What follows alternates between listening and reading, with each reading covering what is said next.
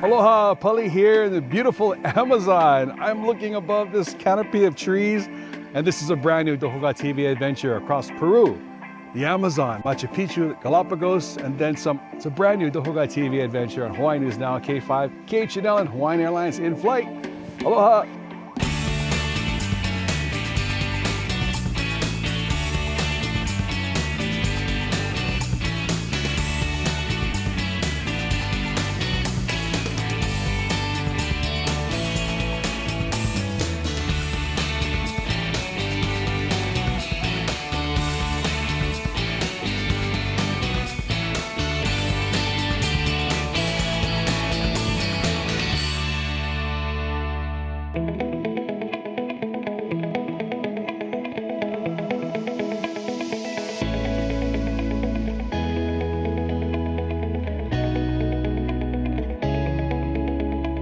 I loved Lima, the luminous, layered, and legendary land of flavor, flair, and fascinating folklore. A coastal capital where colonial charm meets culinary creativity, Lima lures you in with its lively locals, labyrinth of leafy parks, and lip-smacking lineup of street food. It's a metropolis of modern miracles and must-see museums where every plaza pulses with Peruvian pride. And while our 808 Doko Ga TV nonstop travel team will absolutely be back for more ceviche and city charm, our next trek took us way, way above sea level. Buckle up and breathe deep. We soared skyward to the captivating, cobblestoned, and cloud-kissed city of Cusco. Sitting pretty at over 11,000 feet above sea level, Cusco isn't just a city, it's a sacred stone-stacked stairway into the Andes and ancient Inca intrigue. Did I feel the difference in elevation? Yep, sure did. In fact, as soon as the airplane door opened. Do you get acclimated to it after a little while? Yes, you do. Our all-knowing linguistic legend and smiling savant of all things hallowed and historic, Mauricio, shared his top tips for overcoming any respiratory worries.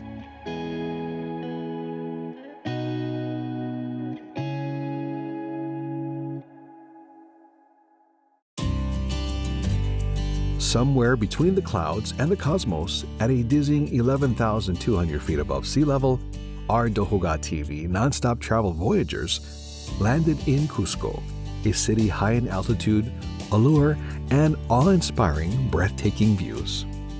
Literally breathtaking. Here the air is thin, the history is thick, and every stone in the street whispers secrets of the Inca Empire.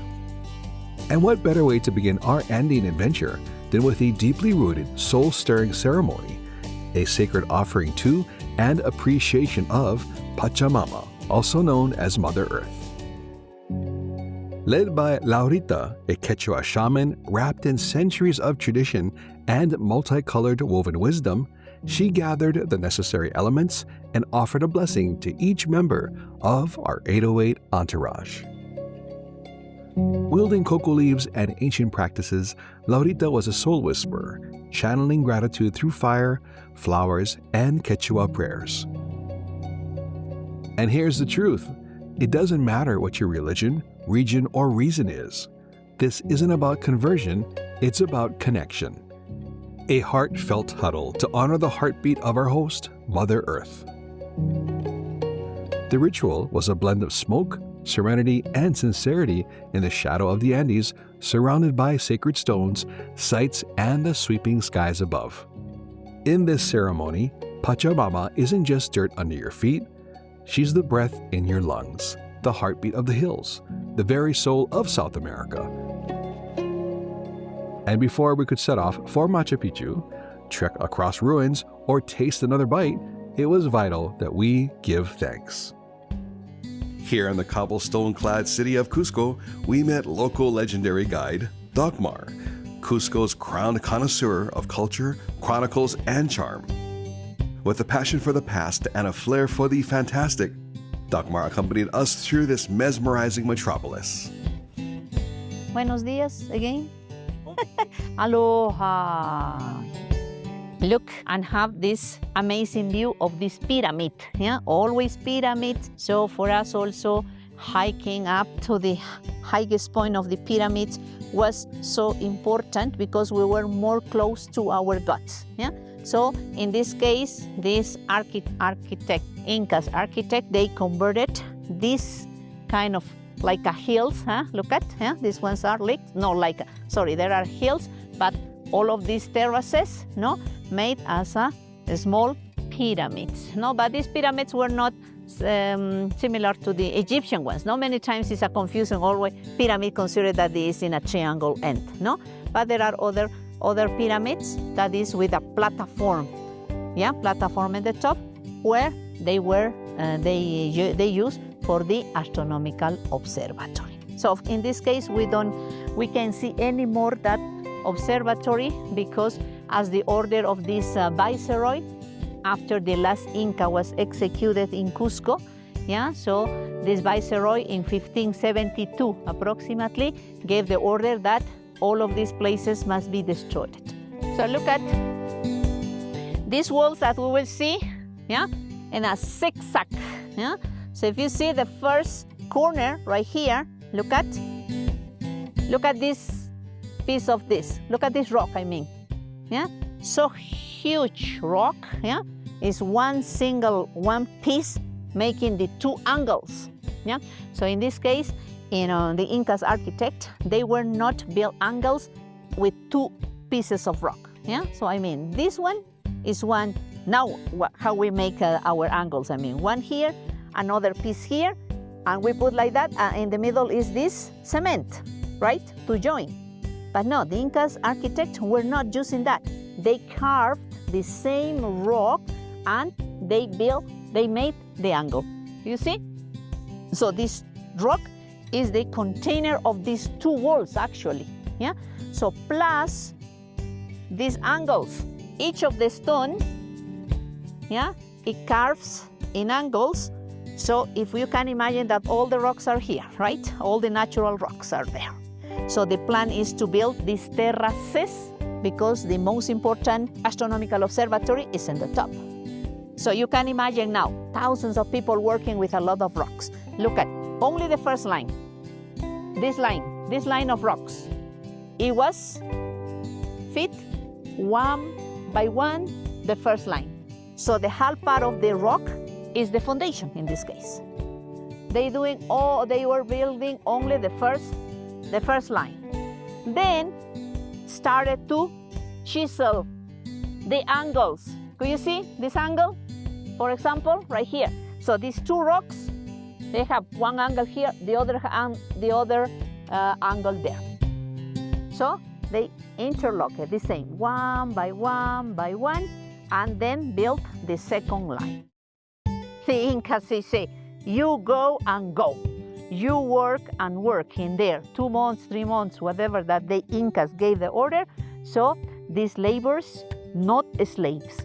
We didn't have slaves kind of, the Incas never found that solution for this bit.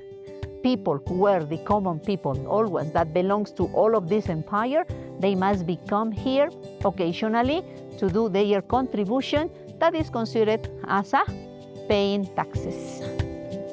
So they came and they were doing all of this work. So every 2 or 3 months probably, for example, 1,000 people were working here, they back home, and another ones were coming to continue. That is why in this, considered as a short time, these 100 years approximately that probably they were building in here, they did a lot of this work.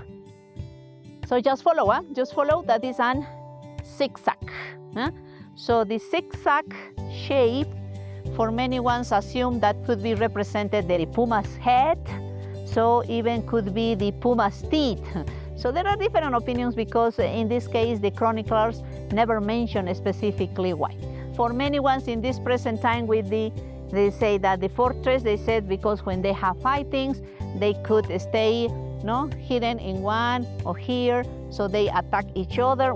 Could be also some ideas like that. And the geologists said that in this kind of zigzag walls is more harder to escape the earthquakes.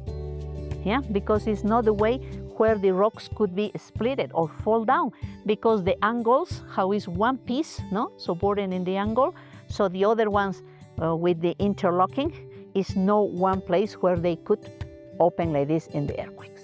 So we are close now to the largest pieces and the angles. Some engineers consider the weight probably is 100 tons. So that is why they say how humans could move these big rocks. It's impossible. I remember that I read in some, they say that probably only aliens that could come here, they could make this amazing work. The religion in the Inca time was so important, like it is in everywhere. They considered that the best places for the houses of the gods must be built, and they really wanted to do it in this style. They really wanted to do the best possible for the gods, and then they did it. Food here in Peru has been vibrant, flavorful, zesty, and delicious. This next meal was part mesmerizing and macabre, part celebratory and scary, all at the same time. Today, at local favorite eatery, Tikasara, a cozy Cusco culinary cornerstone, our daring Doko Ga TV non-stop travel crew faced a feast both feared and fabled. We came face to face with Peru's most polarizing plate, crispy curled up cuy, or guinea pig, which was staring back at us in horror like it just saw the bill. Equal parts delicacy and dare, this dish stirred up a delicious dose of dread at first and delight afterwards. There was apprehension, awkward laughter, and a lot of picture taking as brave bites turned into bolding bragging rights. But in the end, it was all part of Peru's flavorful, fearless, and fantastically fun food adventure. Well, again, we first start off by cheering. Cheers. With the passion fruit Cusco sour. Passion fruit Cusco sour. Salud.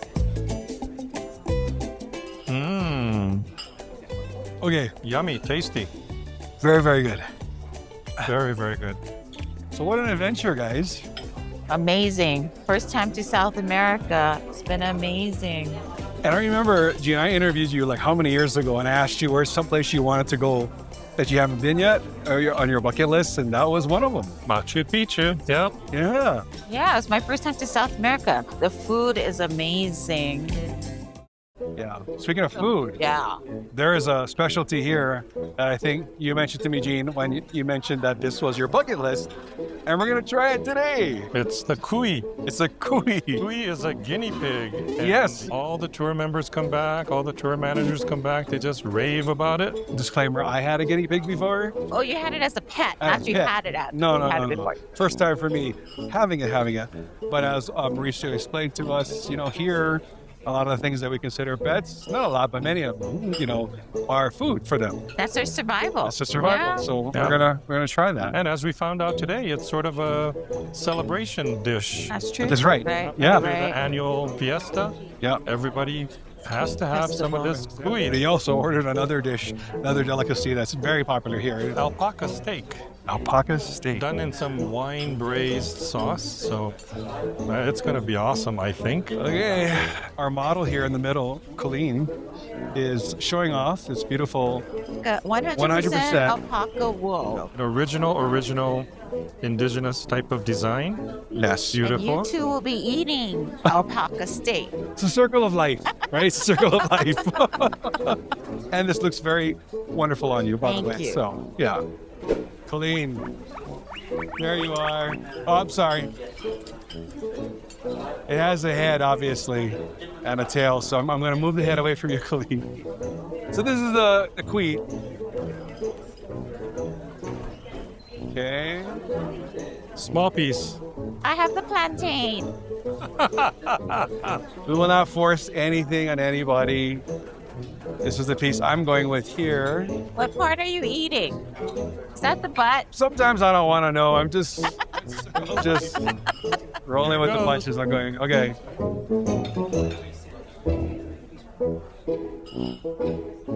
The roasted cuy, very good. That's a tiny little leg there you're eating.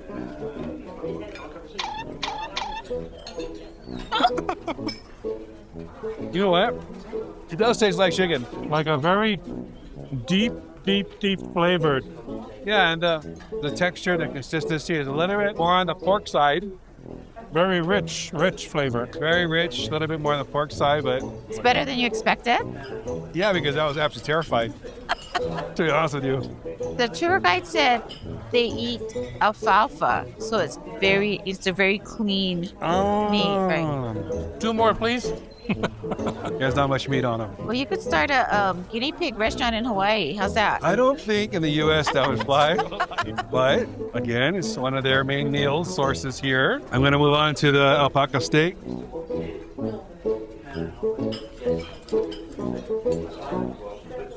Okay. Salud.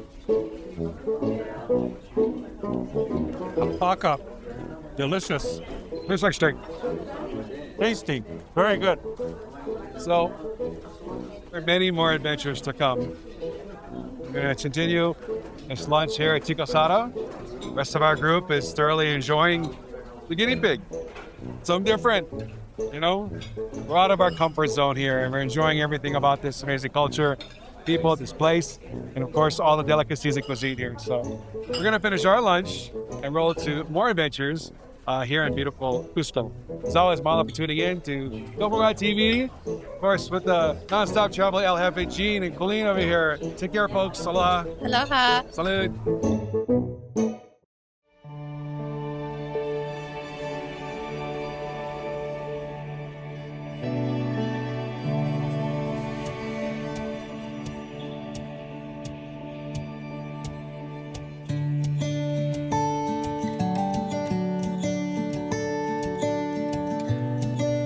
In the heart of Peru's sacred valley, where the Andes rise like sleeping stone giants and history hangs heavy in the mountain air, lies one of the most breathtaking and back-breaking relics where you can still walk where the Incas once ruled, worshipped, and let's be honest, probably wheezed a bit too. If Machu Picchu is Peru's postcard, then monolithic masonry marvel Ollantaytambo is its prequel, an ancient alpine amphitheater of awe, altitude, and ab-shattering ascents. This ancient stronghold wasn't just a fortress, it was a fortress with flair. Built by the Inca Emperor Pachacuti in the mid-1400s, this site served as a military bastion, a ceremonial center, and a royal retreat. Let's talk about the stonework. Some of the megalithic blocks here weigh upwards of 50 tons. That's right, 50 tons of mountain-moving madness hauled from the Cachicata quarries over 3.5 miles away. But wait, it gets better. To get these massive slabs into place, Incan engineers had to cross the Urubamba River, ascend steep cliffs, and somehow still have the energy to polish them perfectly. No wheels, no iron tools, just ropes, ramps, diligence, and determination. And then there's our brave band of Doko Ga TV non-stop travel adventurers on a high-altitude hustle. From the base of the ruins, the climb doesn't look too bad. Just a few terraces, you say. We've got this, you think. Fast forward 10 minutes later, and the conversation shifts from curiosity to cardio. The higher we go, the shorter our sentences become. Legs start to tremble, and lungs lodge formal complaints. But let's not forget, Ollantaytambo sits at an oxygen-defying 9,100 feet, and we came here after landing in Cusco, which sits even higher at 11,200 feet. Climbing these terraces is like doing squats in a sauna with a snorkel. It's sacred and savage. But every step rewards you. As we scaled the steep stone steps, pausing to take in the view, which is code for catch your breath, we began to see the site for what it truly is, a living, breathing legacy. You pass by precision-cut walls that have stood for centuries. Sacred fountains still gurgle with glacial water, and up at the Temple of the Sun's commanding perch, 6 enormous monoliths form a solar calendar, casting shadows that once helped the Inca chart the seasons, honor their gods, and time their ceremonies to the cosmos. We were lucky enough to spot the profile of Tunupa, the sacred mountain deity carved by wind and time into the cliff face across the valley, watching over the ruins like an eternal guardian. My excuse for foregoing this foray to the very top was the fact that I knew Machu Picchu would be coming up soon, so I decided to save myself and lungs for that experience. Our sweat-soaked squad reached the summit, gasping, grinning, and grabbing group photos. We didn't just see Ollantaytambo, we felt it. The scale, the soul, the sheer staggering accomplishment of a people who saw mountains not as an obstacle, but as opportunities to build closer to the sky. So whether you're a fan of history, hiking, or simply testing the tensile strength of your hamstrings, this Sacred Valley site is the ultimate stairway to soaring skies and Inca intrigue, which is waiting, watching, and welcoming wanderers willing to climb and experience this unforgettable adventure.